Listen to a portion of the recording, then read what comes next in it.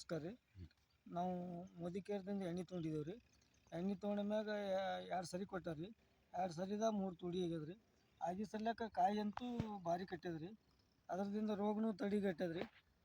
ಅದಕ್ಕಾಗಿ ಈಗ ಗಿಡ ಅಂತೂ ಭಾರಿ ಚಂದ ಅವ ರೀ.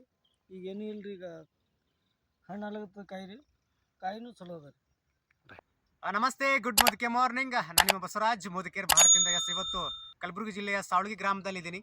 1 ತಿಂಗಳ ಹಿಂದೆ ಗುರುನಾಥ್ ಸರ್ಗೆ ನಮ್ಮ ಒಂದು ಟೊಮೆಟೊ ಬೆಳೆಗೆ ಕಂಪ್ಲೀಟ್ ಆಗಿ ನಮ್ಮ ಒಂದು ಮೋದಿಕೇರ್ ಸಂಜೀವಿನಿ ಕೊಟ್ಟಿದ್ವಿ. ಕಂಪ್ಲೀಟ್ ಆಗಿ 3 ಸಲ ಸಿಂಪಡಣೆ ಮಾಡಿದ್ದಾರೆ. ಆ್ಯಂಡ್ ಕಂಪ್ಲೀಟ್ ಆಗಿ ಈಗ ಅವರ ಒಂದು ಮಾತುಗಳನ್ನು ಕೇಳಿದಿರಿ, ಯಾವ ರೀತಿ ಅದನ್ನು ಸಿಂಪಡಣೆ ಮಾಡಿದ್ದಾರೆ ಅಂತ ಹೇಳಿ.